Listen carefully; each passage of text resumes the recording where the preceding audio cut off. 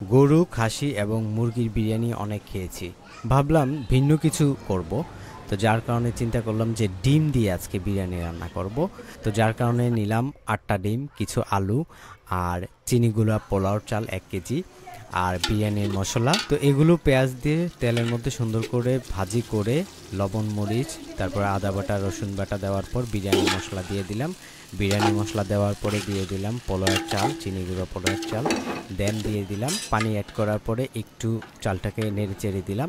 নেড়েচেড়ে দেওয়ার কিছুক্ষণ পরেই দেখলাম যে মোটামুটি মজাদার বিরিয়ানি রেডি হয়ে গেল। আর এই রান্নাটা কিন্তু আমি নিজেই করেছি, নিজের হাতে করেছি।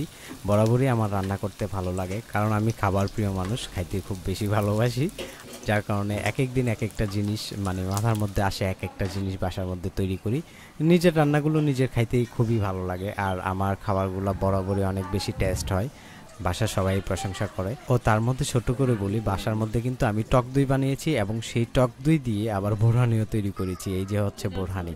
প্রত্যেকদিন ইফতারের সময় বোরহানি অথবা স্পাইসি কোনো ধরনের শরবত আমার লাগবেই। তো যার কারণে বাসায় চেষ্টা করি সবসময়ই লাবাং তৈরি করতে অথবা বোরহানি তৈরি করতে। নেক্সট আমি আপনাদের সাথে এই ভিডিওগুলো শেয়ার করব। ভিডিওটা কেমন লেগেছে কমেন্ট করে অবশ্যই জানাবেন। ভালো লাগলে ভিডিওটা বেশি বেশি শেয়ার করে দিবেন। আল্লাহ হাফেজ।